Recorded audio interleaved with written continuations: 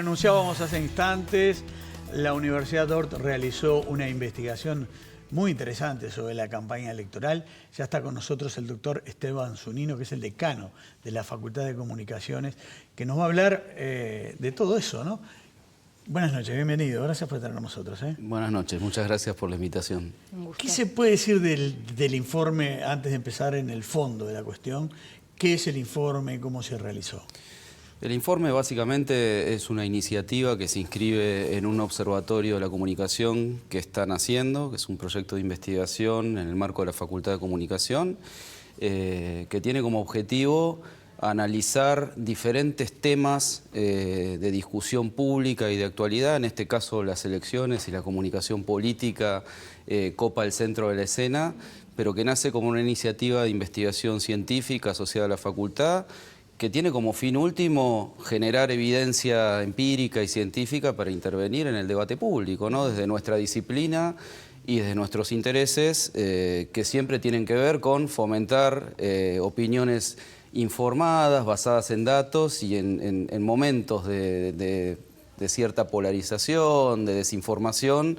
Bueno, nuestro aporte al debate público desde una universidad es justamente, bueno, investigar y contribuir con datos. Y vaya si es interesante, ahora vamos a ir a los números, pero en una campaña donde repetimos todos que las redes sociales juegan su papel importante, casi como un eslogan.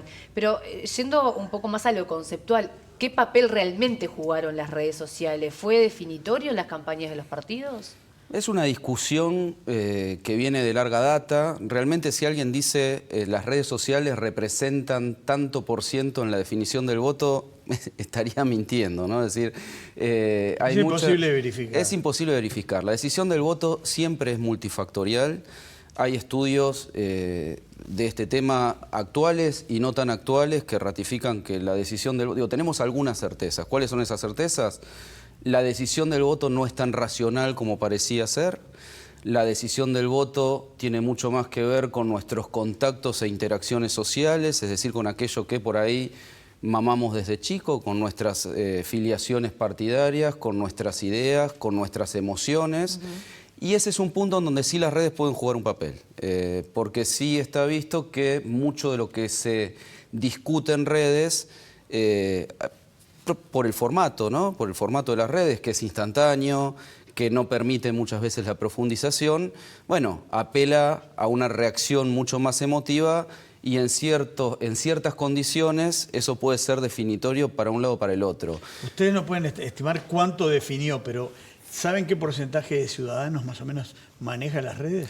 Sí, los datos de Meta, por ejemplo, del último año, de aquí de Uruguay, hablan de una llegada de Facebook de alrededor de 2 millones de usuarios aquí en el país y de Instagram de 1,85 millones, con lo cual, digo, son redes, estas son las que medimos nosotros, ¿no? Pero son las más grandes, por Son las más grandes, son las más consumidas, son redes con un alto nivel de penetración, en donde lo que se pauta llega más o menos a un 65% de esa audiencia.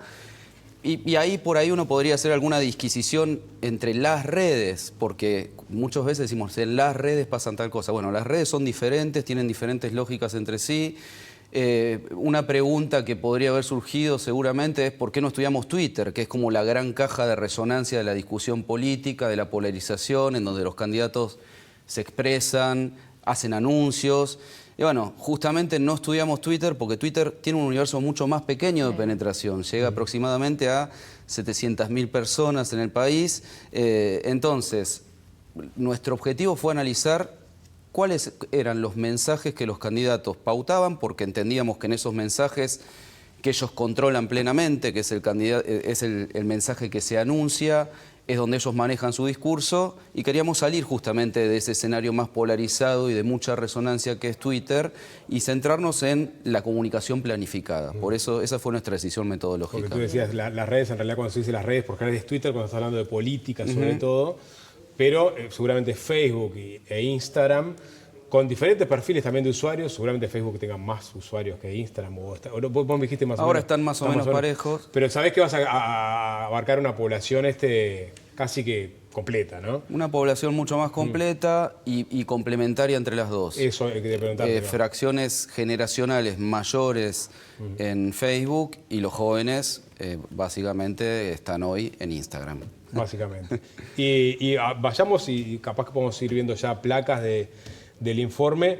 Por ejemplo, los partidos, cómo se comportaron en este estudio, quién fue el que invirtió más en redes, por ejemplo. Hay un dato importante que es que los datos de inversión son públicos en Meta, pero nosotros no medimos inversión, digamos, no estábamos buscando ver quién había gastado más o quién había gastado menos. ¿Midieron minutos o qué? Lo que sí medimos fue, a partir de ciertos parámetros de búsqueda, es cuántos avisos nos aparecían entre el 1 de octubre y el 19 de octubre de los 3 candidatos y sus espacios políticos que mayor posibilidades tienen de llegar a la presidencia. Con esos criterios de búsqueda, que no miden inversión, pero que sí de algún modo miden cuánto apuestan a esta red en particular los diferentes espacios, el 43% de lo que encontramos estaba programado por el Partido Colorado. Un poquito más atrás venía el Partido Nacional, alrededor del 30%, y un 27% de los avisos que analizamos estaban pautados por las distintas vertientes del Frente Amplio. Esto no nos dice cuánto se invirtió, digo, yo puedo poner un anuncio, invertir más que el resto, pero sí nos da una pauta de cuánto utilizaron las redes los diferentes espacios. Sí. Estaba viendo, perdón, una declaración anticipada de los partidos políticos que tuvo que presentar la Corte Electoral, y uno ahí tiene una aproximación mínima a cuánto invirtió cada uno en diferentes medios. Y si bien son declaraciones primarias, podías ver la diferencia que hay, por ejemplo, en este momento entre la publicidad digital y la de la prensa escrita, ¿no? El Partido Colorado, creo que el Partido Nacional invertía 250.000 pesos en prensa escrita, declaraba haber invertido eso, mientras que en medios digitales invertía 4,5 millones, ¿no? O sea, como en poco tiempo cambió sustancialmente, ¿no? Se juega un papel importante. Y se acerca un poquito a la radio. Obviamente la televisión sigue siendo la vedette. La televisión sigue siendo la vedette. Lo que pasa no solo en Uruguay, sino a nivel global, es que cada vez más todas las plataformas digitales concentran hoy ya casi la mitad de la inversión en pauta publicitaria, no solo en contextos electorales, ¿no? Y si uno lo mide esto a nivel global, Meta específicamente hoy concentra más o menos el 20%, 21% de la pauta publicitaria general a nivel global. ¿Qué temas eligieron poner sobre la mesa en las redes los partidos que ustedes analizaron? Recordemos que fueron el Frente, Partido Colorado, Partido Nacional. Eso es interesante porque lo que tratamos de ver de algún modo era cómo dialogaban las propuestas de los candidatos con aquellos temas de más preocupación pública, ¿no? Entonces, el desarrollo económico, que aparece como el tema más tratado por los distintos candidatos, es especialmente puesto en agenda por el Partido Nacional, probablemente también como una muestra de gestión, ¿no? La seguridad aparece puesta en agenda fuertemente por el Partido Colorado y por el Frente Amplio, pero yo diría principalmente por el Partido Colorado, asociado a algunas propuestas también que tienen en materia securitaria. Creo que hay una agenda muy propia del Frente Amplio, orientada sobre todo a los derechos, a la equidad, a las políticas sociales, al debate sobre la seguridad social, sobre todo de algunas vertientes del Frente Amplio que fueron muy puestas en agenda por todos los sectores, pero específicamente a la hora de marcar diferencias por el Frente Amplio. Y después aparecen algunos temas minoritarios que son importantes en el debate público, que son importantes para la ciudadanía, como la vivienda, obviamente los ingresos, que están al tope de la preocupación social, y algunos highlights, digamos, que son temas que creo que de algún modo pone en agenda el candidato Colorado, que es la salud mental, el bienestar animal, algunas políticas ambientales que formaron parte de la discusión pública. Si uno mira en la gran caja, ¿no?, de temas, aparecen con porcentajes minoritarios, pero formaron parte de la discusión política. Hay otro tema que ustedes miden también que es bien interesante, es en el foco del discurso. Si fue puesto en las propuestas o lo partidario, lo orgánico de partido, o en la figura del candidato. Y ahí hay resultados interesantes si comparamos los tres. Sí, bueno, básicamente, digamos, tenemos dos partidos que apuestan mucho más a ejes programáticos, fuertemente ahí el Frente Amplio y el Partido Nacional ponen sobre la mesa y en la discusión pública sus ejes programáticos, sus políticas, sus propuestas políticas. La campaña del Partido Colorado ahí sí es diferente porque el foco está puesto sobre todo, no quiero decir que no se ponga el foco en las políticas ni en las propuestas, pero sobre todo quien acapara el centro de la escena es Ojeda y algunos atributos personales, ¿no? Es decir, bueno, como foco es el candidato nuevo, es el candidato sobre el que se dieron incluso algunas discusiones respecto de si sus spots ponían demasiado o no en foco a su figura, pero claramente ahí hay una diferencia. Fue un estilo nuevo para el Un estilo nuevo. Y que fue consistente con toda la campaña, ¿no? Más allá de lo que se muestra en redes, es el único candidato que tiene un logotipo, ¿no? Pero no del partido, sino propio del candidato. Sí, y una campaña que a nivel incluso nacional está centrada en él. Uno lo que puede ver, digo, una cosa que nos permite ver la publicidad en redes es que obviamente los candidatos locales también juegan fuerte en sus territorios. Sí. Y ahí la estrategia de tanto del Frente Amplio como del Partido Nacional está mucho más basada en mostrar a distintas figuras, mientras que fuertemente, aún en los lugares más alejados de Montevideo, a la hora de hablar de qué lista hay que votar en el interior, votar la lista de Ojeda, ¿no? Ojeda parece como el epicentro de tracción de voto del Partido Nacional. Ahí hay, últimamente se ha puesto muy en boga las campañas de contraste negativo, ¿no? Y el informe en ese sentido tiene tonos del discurso, o sea, se centra en ver si fueron discursos de tono positivo o negativo y lo discierne por partidos. ¿Qué podemos decir sobre ese segmento de la información? Creo que hay un rasgo saludable del sistema político y la democracia uruguaya, que es que la mayoría de los partidos hizo una campaña propositiva, por la positiva. ¿Cuáles son los matices que encontramos?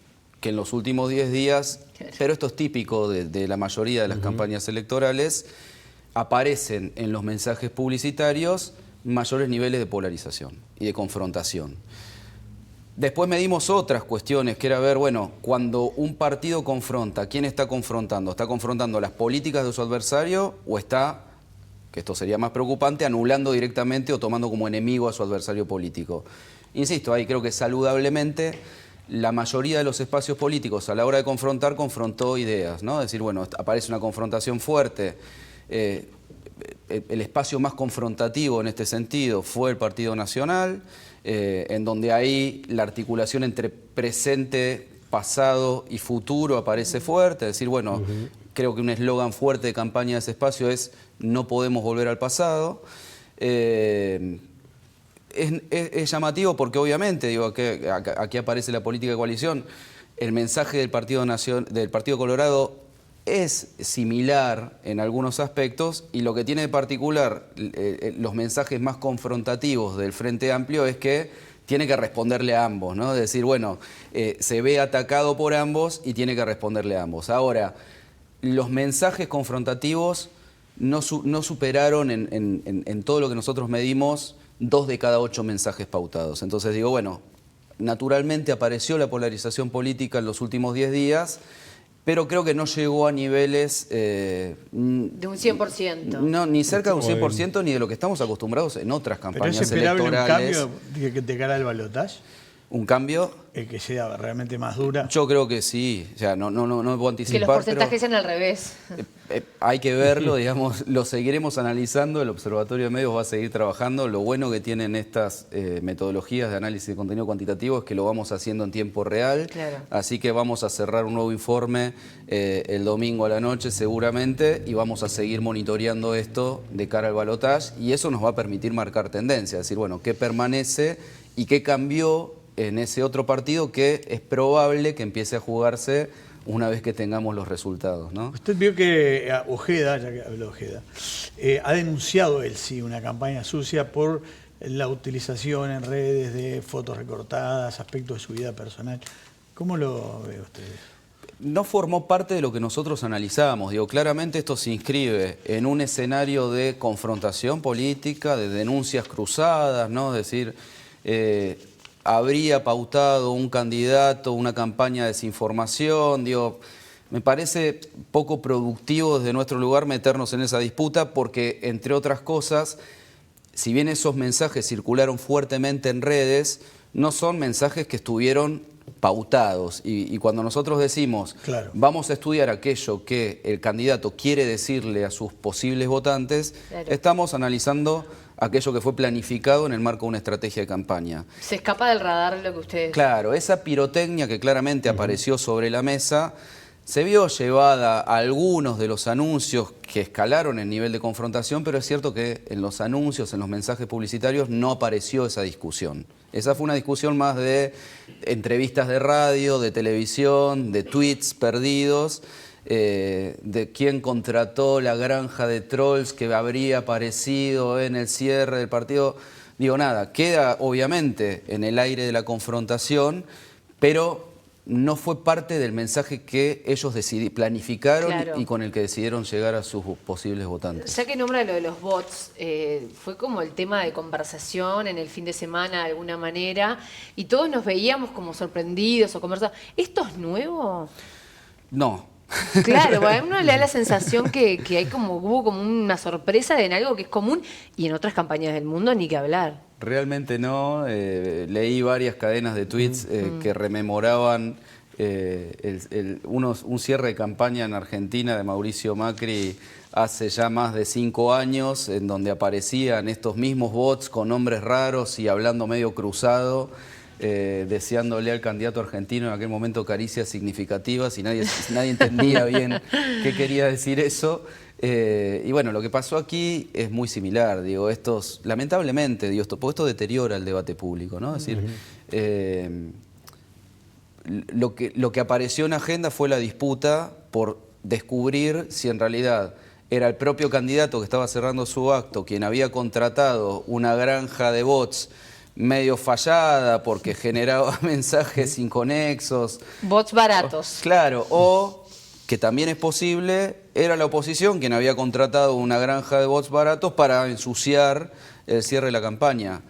Hasta donde sé, esto está judicializado y es poco probable por cómo se maneja y por lo poco reguladas que están las redes y las plataformas que alguna vez sepamos fehacientemente de dónde salió el tiro, claro. Acá tienen, digamos, se metieron en el tono, en el tipo de discurso, el sentido del discurso, por ejemplo, o sea, dependiendo de qué partido estemos hablando, si están hablando de continuar con lo que se hizo, si cambiar, si renovar, ¿no? Ahí entra la renovación. Sí, si hubiéramos estado plantados en la campaña anterior, innovar, como decía la calle Pou, pero también sacaron esta información relevante sobre esto. Sí, sí, a ver, nosotros partimos de una concepción de que los encuadres con los que un candidato define una situación tienen consecuencias luego en el curso de acción, ¿no?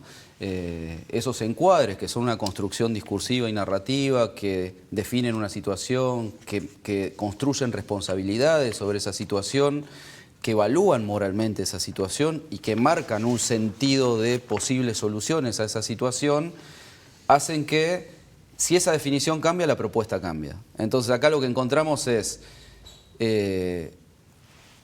un candidato, digo, un espacio político como el Frente que apostó fuertemente al cambio, un partido que uno podría decir, bueno, este es el partido de gobierno en donde le fue más difícil porque tenía que mostrar que iba a cambiar. Siempre el cambio es un catalizador muy potente para la política, ¿no? Cualquier candidato que solo venga a mostrar continuidad, de algún modo, no va a convencer a las mayorías. Entonces creo que ahí probablemente en nuestro informe lo que aparece es que es determinante el sentido de cambio en el Frente Amplio. Es un poco más ambiguo, o sea, hay mucho de continuidad, de votar un buen gobierno, hicimos las cosas bien, merecemos 5 años más. Segundo piso de Claro, transformaciones. segundo piso de Continuidad y transformaciones. cambio, Entonces, cambio. Continuidad y cambio, ¿no? Decir, bueno, continuidad y cambio, y fuertemente un candidato que salió a decir, yo soy no solo el cambio, sino la renovación, que ya no es el cambio de sentido, sino el cambio de la política, es decir, yo soy lo nuevo. Entonces creo que esos fueron los 3 encuadres que estuvieron en disputa, mucho más claro y más contundente en el caso de la renovación. Se le hizo más complejo, ¿no? Siempre se le hace más complejos a los oficialismos poner un encuadre u otro. Creo que un poco de mezcla en ese caso. Bueno, en este caso eso quizás para otra cosa, ¿no? Pero el oficialismo tenía la ventaja de un presidente con 50% de apoyo. Totalmente. Sí. Sí, no, y la necesidad de capitalizar ese apoyo, que no es menor. Otra de los temas que ustedes han investigado, y creo que hay algo aludió a usted, creo que hay una placa también, que es el foco temporal del discurso, que es un tema que se discute muchas veces. Hablamos del pasado, hablamos del futuro, hablamos de la gestión cuando el frente estuvo el gobierno, o hablamos del presente y del futuro. ¿Qué encontraron por allí? Yo le planteaba hace un ratito que la decisión del voto es fuertemente emotiva. Siempre un candidato que no plantee un escenario de futuro, creo que no puede empezar a competir, aunque todo lo que haya hecho antes sea muy bueno, ¿no? Claro. Entonces, la mayoría de los candidatos plantean futuro. El futuro es como el gran traccionador de votos. Digo, quien no plantee esperanza, quien no plantee una mística de futuro, un escenario de propuestas y posibilidades, no puede empezar una campaña. Ahora, es cierto que hay dos espacios políticos que de algún modo se vieron obligados a hablar más del pasado. ¿Por la positiva o por la negativa? Por la positiva lo hizo más el Partido Nacional, es decir, vinimos haciendo algo bien que ameritaría que nos reelijan y llegar a este segundo escenario, a este segundo nivel de gestión. Y por la negativa, en donde claramente el Partido Nacional y el Frente Amplio se vieron obligados a hablar, porque fueron gestión hace relativamente poco y entonces cuando un candidato te está facturando algo del pasado o está contrastando tus políticas, aunque no quieras hablar del pasado, tenés que volver a hablar del pasado. Entonces claramente hubo un candidato que habló solo de futuro, que fue Ojeda, y otros dos candidatos que hablaron mucho de futuro, pero que en determinados momentos tuvieron que hablar de pasado. Por la positiva o por la negativa, pero tuvieron que referirse un poco más al pasado. Bien, y uno de los últimos puntos que ustedes miden es un sesgo de género también en la pauta de las redes sociales. En las pautas en las redes sociales, que esto sí creo que de algún modo da cuenta de un sesgo de género que es transversal a la política, ¿no? Y esto sí nos parece que es un hallazgo interesante, que como decías, es bueno sacarlo de la coyuntura de la campaña porque también es transversal a otras actividades, no solo a la política, que es cuánto le cuesta a las mujeres ocupar espacios visibles de decisión y elegibles. Y lo que encontramos es que, en promedio, 8 de cada 10 anuncios estuvieron encabezados por hombres. Y eso tiene una correlación con que seguramente 8 de cada 10 espacios elegibles están encabezados por hombres. Cuando tenemos además 2 vicepresidentas mujeres, en realidad, candidatas a vicepresidentas mujeres. Sí, pero cuando uno va luego y analiza quiénes son los traccionadores de voto en los distintos departamentos, en las localidades, candidatos a diputados, a senadores, ahí encuentra que la brecha se hace mucho más profunda. Hay diferencias entre espacios, pero digo, en términos generales era 70 y pico por ciento, 73% de varones en el Frente Amplio, un 80% de varones en las propuestas del Partido Nacional y un 90% de varones en el Partido Colorado. Quiero decir, me parece que acá, más que hablar de las diferencias entre los espacios, que son mínimas, habla de que hay mucho por hacer en términos de equidad. Si entendemos que no es que las mujeres no hacen política, es que a las mujeres, como en cualquier otra actividad, les cuesta mucho más llegar, por un montón de cuestiones que saludablemente venimos discutiendo hace tiempo, les cuesta mucho más llegar a ser visibles, a ser elegibles, a encabezar procesos políticos, a encabezar listas concretamente. Y bueno, eso se traduce de algún modo en la publicidad y si bien no es algo que tenga que ver estrictamente con lo que va a pasar el domingo. Es una foto. Es una foto que nos permite dejar planteados algunos otros temas, ¿no? Perdón, me quedó una duda. Sí. ¿Ustedes midieron lo pautado por las cuentas oficiales de los candidatos o abrieron la cancha también a las listas y a todo lo aledaño? Por las cuentas oficiales de los candidatos y por aquellas cuentas oficiales de sus espacios políticos. Bien. De sus sectores. De sus sectores, ¿Y sí. cuán eficaz es la segmentación en Facebook y en Instagram? Es decir, bueno, yo quiero llegarle a este público, le llego. No, es muy eficaz, digamos. Nosotros tenemos datos de cuánto le llegaron a cada público y uno ve ahí estrategias de campaña. Es decir, claramente hay avisos que se pautan para jóvenes y es muy eficaz la llegada a los jóvenes, y avisos que se pautan para poblaciones mayores con mensajes distintos y es muy eficaz. Ahora, eso no es eficacia intrínseca de un espacio político. Digo, las redes son muy eficaces Claro. en teledireccionar. Para vender productos, sea lo que Totalmente. sea. Digo, el gran activo de las redes son los datos que todos, de algún modo, voluntariamente, cuando accedemos a abrirnos una cuenta en Facebook o en Instagram o en Twitter, dejamos, y eso hace que la posibilidad de targetizar una campaña muy planificada, para cualquier planificador de medios hoy con buenas habilidades, sea relativamente sencillo teledirigir el mensaje al público al que le quiero llegar. Eso genera alguna complejidad en las campañas, que es fascinante de analizar desde nuestro lugar, que es que ya no tenemos campañas con aquellos spots, digo, sigue habiendo, ¿no? Pero ya no tenemos aquellas campañas con estos spots masivos dirigidos para todos los públicos. Si hablo de juventud, hago un spot sobre juventud, infancia y adolescencia y lo pauto para público joven. Si hablo de la tercera edad y de la seguridad social, lo pauto para la tercera edad, y en eso las redes son muy efectivas. Bien. Doctor Esteban Zunino, decano de la Facultad de Comunicación de la Universidad de Dort, muchísimas gracias por haber estado con nosotros. Solo le pregunto, ¿esto está disponible para el público? Esto está disponible para el público, está colgado en nuestra página web, que es www.fc.ort.edu.uy. Y se lo pueden descargar ahí el PDF y luego vendrán nuevos Esperamos las informes. actualizaciones. Las tendrán. Muchas gracias.